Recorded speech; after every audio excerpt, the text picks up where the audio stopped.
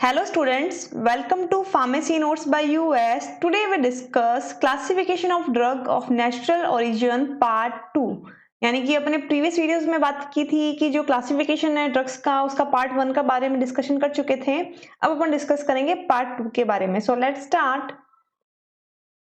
Part 1 में मैंने आपको बताया था कि बेसिकली 7 तरीके के क्लासिफिकेशंस होते हैं जिनके आधार पे जो क्रूड ड्रग्स हैं यानी कि जो नेचुरल ओरिजिन से ऑब्टेन ड्रग्स हैं उनको क्लासिफाई किया गया है। किसी को किस पैटर्न से क्लासिफाई किया है, किसी को किस पैटर्न से क्लासिफाई किया है। इन सब का मेन उद्देश्य यही है कि जो साइंटिफिक स्टडीज हैं वो थोड़ी आसान हो सकें और चीज़ों को सर्च करना थोड़ा सा ईजी हो सके।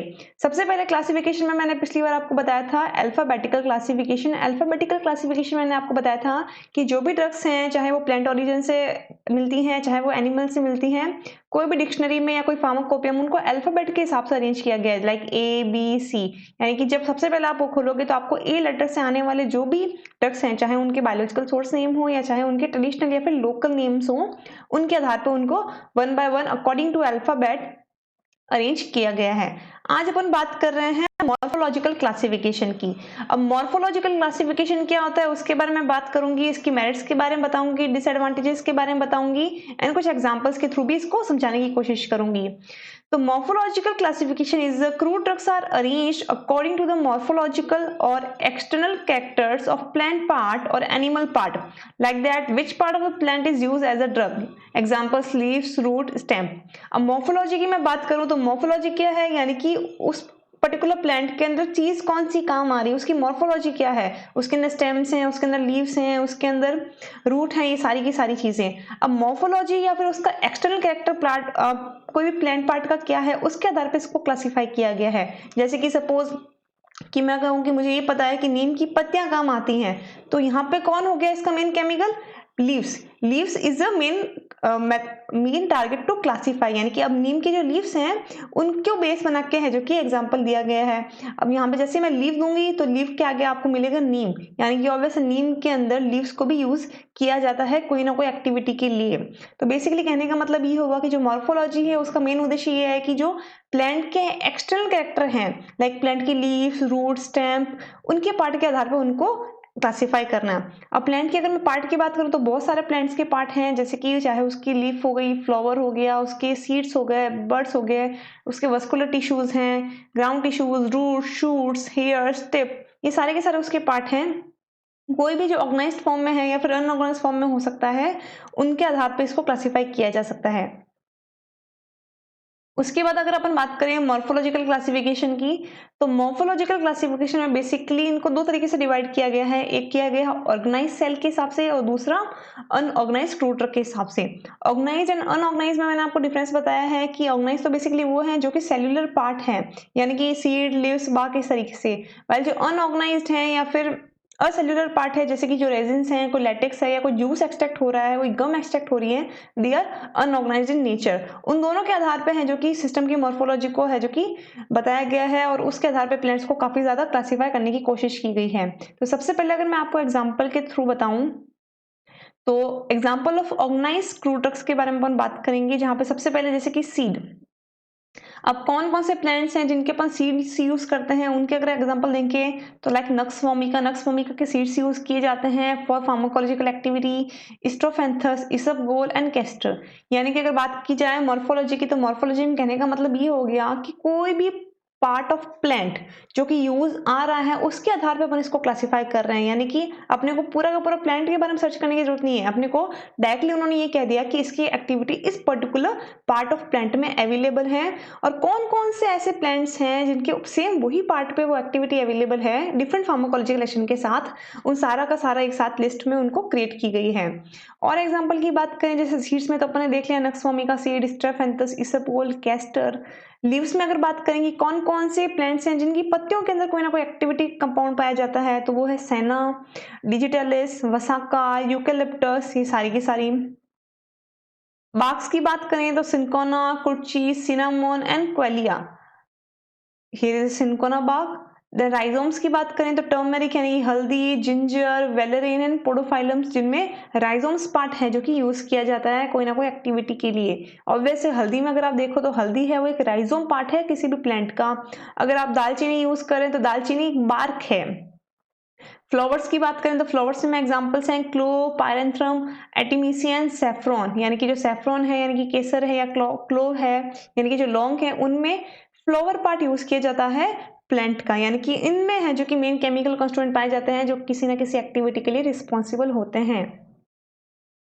कुछ और अगर एग्जाम्पल अपन देखने की कोशिश करें कि जैसे कि चलो ये तो देख लिया कि सीड्स हैं, बाग्स हैं, ये सारा का सारा, बट मे भी पॉसिबल कि पूरा का पूरा एंटायर पार्ट प्लांट ही है जो कि कोई ना कोई एक्टिविटी प्रोड्यूस करता हो, तो ऐसा भी पॉसिबल है। तो वैसे एग्जांपल्स भी मॉर्फोलॉजिकल क्लासिफिकेशन में अपने को देखने को मिलते हैं, जैसे कि एंटायर प्लांट की मैं बात करूं तो जैसे कि एफिड्रा हो गया, इर्गोट हो गया, कैंथेरिडिस हो गया, बेलाडोना हो गया, ये सारे के सारे जो प्लांट्स हैं ये पूरे के पूरे इनके अंदर एक्टिविटी कंपाउंड्स पाए जाते हैं। इसमें पर्टिकुलर कोई पार्ट की जरूरत नहीं है, ये पूरा का पूरा एज अ होल प्लांट ही कोई ना कोई केमिकल एक्टिविटी शो करता है।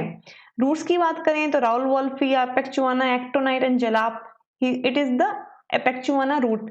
अब रूट के अंदर भी बहुत सारे प्लांट्स होते हैं जिनकी रूट के अंदर मेन जो केमिकल कंस्टिट्यूएंट पाया जाता है। हाँ, इनकी सबकी रिसर्च हुई, रिसर्च करने के बाद एक चीज पता चली कि कौन सा पर्टिकुलर प्लांट है जो कि एक्टिविटी के लिए रिस्पॉन्सिबल है, उसके आधार पे मॉर्फोलॉजिकल क्लासिफिकेशन है जो कि किया गया। उसमें भी मॉर्फोलॉजिकल क्लासिफिकेशन में ऑर्गेनाइज्ड एंड अनऑर्गेनाइज्ड ड्रग्स को अलग से डिस्ट्रीब्यूट किया गया। फिर बात करते हैं अपन वुड की, यानी कि जो मेन जो वुड है, वो लकड़ी जो उसकी यूज आ रही है उसमें भी कोई ना कोई केमिकल कंस्टिट्यूएंट पाया जा सकता है, उसमें भी कोई ना कोई एक्टिविटी हो सकती है। लाइक क्वेसिया हो गया, सैंडलवुड हो गई यानी कि चंदन की लकड़ी है, ससफ्रस है, रेड सैंडर्स हैं, ये सारी की सारी वुड्स हैं जो कि कोई ना कोई एक्टिविटी के लिए रिस्पॉन्सिबल हैं। फ्रूट्स की बात करें like coriander, dhania, colocynth, fennel and bel, they are the in which they are the main chemical constituent present in fruit। फिर बात करते हैं अपन अनऑर्गेनाइज्ड यानी कि असेल्युलर फ्रूट ड्रग्स की, जिनमें कोई ना कोई सेल्युलर स्ट्रक्चर नहीं है, उसका कोई जूस, लेटेक्स, इस तरीके की चीज को यूज किया जाता है। तो वो कौन कौन से प्लांट्स हैं उनके बारे में भी मॉर्फोलॉजिकल क्लासिफिकेशन में अपने को एग्जाम्पल देखने को मिलता है। तो सबसे मैं बात पहले करूँ तो ड्राइड लेटेक्स में बात करें तो ओपियम है, गुट्टा बरचना है, पेपेन है, यानी कि जो पपीते के जूस से एक्सट्रैक्ट निकलता है, ये सारी की सारी चीजें हैं जो कि अनऑर्गेनाइज्ड ड्रग्स के अंदर आती हैं। और अगेन मॉर्फोलॉजिकल क्लासिफिकेशन में अपने को ड्राई लेटेक्स के अंदर इनके एग्जाम्पल देखने को मिलते हैं। Then resins and resin combination की अगर बात की जाए तो असाफोइडिडा, हींग, मिर, बाल्सम ऑफ टोलू, बेंजोइन, ये सारी की सारी चीजें अपने को देखने को मिलती है रेजिन्स के अंदर। ड्राइड जूस में एलोय का जूस, ग्वारपाठे का जूस, kino and red gums are the examples. Obvious है कि कोई ना कोई किसी ना किसी प्लांट से मिल रहे हैं, किसी हर्ब से मिल रहे हैं, बट इनका जो मेन केमिकल कॉन्स्टिट्यूएंट है अपने को किसी पार्ट या ऑर्गेनाइज्ड फॉर्म में ना मिलके अनऑर्गेनाइज्ड फॉर्म में मिल रहा है। That's why we have to categorise in unorganised a cellular crude drug. फिर बात करते हैं अगर फैट की, तो जो वुल्फ फैट है, this is also an example of unorganised drug. तो वुल्फ फैट भी है जो कि काफी सारे एडिटिव्स में काम आता है, कोई फॉर्मुलेशन के अंदर अपन बेस के रूप में यूज कर सकते हैं, चाहे वो क्रीम बना रहे हैं, अपन ऑइंटमेंट बना रहे हैं, पेस्ट बना रहे हैं, जेली बना रहे हैं, तो वहां पे जो बेस है या फिर एक्सीपिएंट है उसे अपन वुल्फ फैट के रूप में यूज कर सकते हैं। देन है वोलेटाइल ऑयल। वोलेटाइल ऑयल में भी अगेन कोई पर्टिकुलर पार्ट यूज नहीं आ रहा, यहाँ पे चीज का एक्सट्रैक्ट होकर अपने को चीज मिल रही है, तो again it is not obtained from the main cellular part. पूरा का पूरा सेल्युलर पार्ट अपन यूज नहीं कर रहे, सेल्युलर पार्ट के अंदर से भी चीजों को एक्सट्रैक्ट किया जा रहा है। तो एग्जांपल की अगर मैं बात करूं वोलेटाइल ऑयल की, तो यूकेलिप्टस ऑयल है, क्लोव ऑयल्स हैं, बहुत सारे एग्जांपल्स हैं। यहाँ पे सिर्फ एक एग्जांपल की बात करी जाए तो clove oil is the example in unorganised drugs acellular in morphological classification. और एग्जांपल्स की बात करें जैसे अनऑर्गेनाइज्ड ड्रग्स के अंदर गम्स हैं, तो गम्स ऑब्वियसली प्लांट से ही मिल रही हैं, बट प्लांट से भी कोई गमी एक्सक्लूड निकल रहा होगा, कोई मिनरल से कोई गमी एक्सक्लूड निकल रहा होगा, या कोई एनिमल से गमी एक्सक्लूड निकल रहा होगा, वो सारी की सारी चीजें हैं उनको भी असेल्युलर पार्ट में रखा गया है। गम्स में अगर बात करें अकेशिया हो गया, ट्रेगागैंथ हो गया, घाटी गम है, ग्वार गम है, ये सारे के सारे अनऑर्गेनाइज्ड के अंदर मॉर्फोलॉजिकल के अंदर अपने को मिलेंगे। यानी कि जब भी अपने को गम सर्च करना, यानी कि मॉर्फोलॉजी का अपने को पता है कि वो पर्टिकुलर प्लांट गम के रूप में अपने को मिलता है। अब गम के अंदर अपने को बस ये सर्च करना रहेगा कि कौन कौन सी ड्रग्स हैं जो कि गम के रूप में अवेलेबल हैं, तो क्या हुआ, अपनी जो सर्च है वो काफी ज्यादा इजी हो गई। ड्राइड एक्सट्रैक्ट की बात करें कि काफी सारे प्लांट से अपन ड्राइड एक्सट्रैक्ट निकालते हैं, एनिमल से ड्राइड एक्सट्रैक्ट निकालते हैं, फिर उनको सुखा लिया जाता है। लाइक जिलेटिन हो गया, कटेक्चो हो गया, अगार एंड क्यूरेर, ये सारे के सारे ड्राइड एक्सट्रैक्ट के एग्जांपल्स हैं अनऑर्गेनाइज्ड के अंदर। फिक्स्ड ऑयल की बात की जाए तो again castor oil, almond oil, there are lots of oil as an example of fixed oil, but अगर अपने एक प्रॉपर एग्जांपल की बात करें तो कैस्टर ऑयल है, जो कि अगेन अनऑर्गेनाइज्ड है। क्यों? क्योंकि नो डाउट मिलता ही सीड से है, बट अपने पास जो मेन जो रॉ चीज चाहिए जो अपन यूटिलाइज कर रहे हैं वो एज ऑयल यूज कर रहे हैं, तो again it is not a cellular part, that's why it is categorised in a cellular unorganised drug. फिर लास्ट अगर अपन बात करें तो वैक्स यानी कि बीज वैक्स अगेन कोई ना कोई एक्सट्रैक्ट पार्ट है, अनऑर्गेनाइज्ड नेचर है, असेल्युलर पार्ट है, that white is category in this. यानी कि अब कोई भी आपको वैक्स चाहिए तो वैक्स के अंदर आपको कौन कौन से एग्जांपल्स मिल सकते हैं। तो अगेन यहाँ पे कोई बॉडी लोशन बनाया जा रहा है, क्रीम बनाई जा रही है, जेली बनाई जा रही है, तो वहां पे एज अ बेस इन्हें यूज किया जा सकता है। अगेन मॉर्फोलॉजिकल क्लासिफिकेशन है तो इसके एडवांटेजेस होंगे, बट उसके अलावा भी दूसरे क्लासिफिकेशंस हैं तो इसका कोई डिसएडवांटेज भी होगा। तो इसके क्या मेरिट्स हैं, क्या एडवांटेजेस हैं, क्या डीमेरिट्स हैं, क्या डिसएडवांटेजेस हैं, अपन वन बाय वन डिस्कस करने की कोशिश करते हैं। फर्स्ट मेरिट्स की मैं बात करूं तो merits, it is helpful to identify and detect adulteration. Obvious है कि अपने को ये पता है कि आपको ये इन्होंने बता दिया कि भाई आपको लिव्स के अंदर है जो कि वो केमिकल कंस्टिट्यूएंट मिलेगा। लाइक क्योंकि मॉर्फोलॉजी की बात कर दी तो मॉर्फोलॉजी में इन्होंने क्या कहा, उन्होंने पर्टिकुलर प्लांट का पार्ट बता दिया। पार्ट बताने के आधार पे उन्होंने काफी सारे एग्जांपल दे दिए। तो अब जैसे मुझे पता है कि सिनामोन है, सिनामोन की बाक है जो कि यूज की जाती है।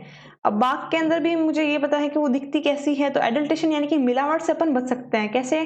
क्योंकि सपोज अगर मैं किसी से सिनामोन मांगू और सिनामोन मुझे ये पता है कि जो मेन केमिकल कंस्टिट्यूएंट है उसकी बाक में प्रेजेंट है, वो मुझे कोई दूसरा पार्ट देता है तो आसानी से मैं उसकी मिलावट को पहचान लूंगी। साथ ही साथ अगर वो बाक पार्ट मैंने देख रखा है तो कोई दूसरी सिमिलर पार्ट देने की अगर कोई कोशिश करे तो I can also easily identify. Like cinnamon and केसिया की जो बार्क है वो काफी सिमिलर दिखती है, बट अगर किसी को प्रॉपर सिनामोन देखी हुई है तो वो आसानी से ये पता लगा सकता है कि जो सिनामोन है उसकी बात काफी ज्यादा पतली होती है और उसके अंदर एक पर्टिकुलर स्मेल होती है जो कि केसिया के अंदर नहीं पाई जाती। इसके साथ ही साथ डिफरेंट तरीके के आइडेंटिफिकेशन टेस्ट भी होते हैं मेन जो केमिकल कंस्टिट्यूएंट है उसका पता लगाने के लिए। तो यानी कि यहाँ पे अपने को सीधा का सीधा जब मॉर्फोलॉजी के थ्रू अपन को कोई ड्रग क्लासीफाई की जा रही है तो वहाँ पे जो मिलावट है या फिर जो प्रॉपर्टीज हैं वो अपने को पता है, तो यहाँ पे जो एडल्ट्रेशन है उसको रोका जा सकता है।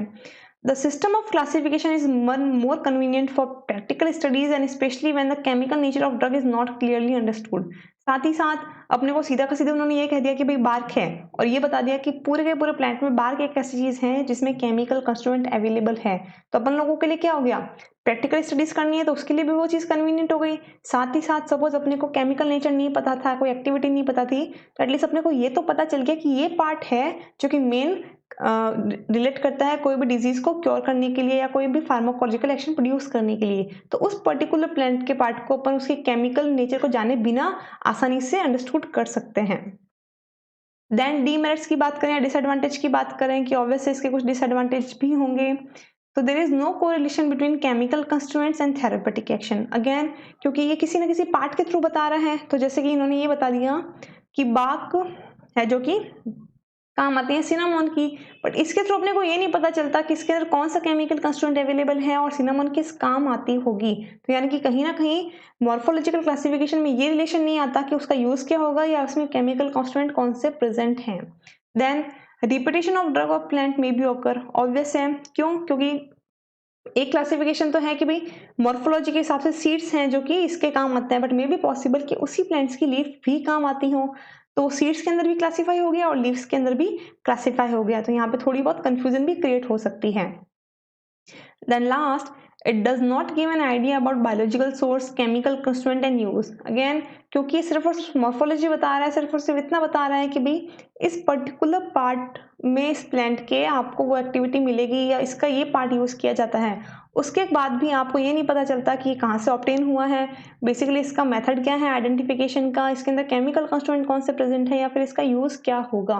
तो ऑब्वियस है ये कुछ डीमेरिट्स हैं, दैट्स व्हाई मॉर्फोलॉजिकल क्लासिफिकेशन के बाद भी काफी सारे क्लासिफिकेशंस आए, बट कुछ एडवांटेजेस भी थे जिससे अपने को बेसिकली पार्ट ऑफ प्लांट पता चला जिसमें मेन है जो कि एक्टिविटी पाई जाती है। I hope you understand and enjoy the video. Please like, share and subscribe and don't forget to press the bell icon. Thank you.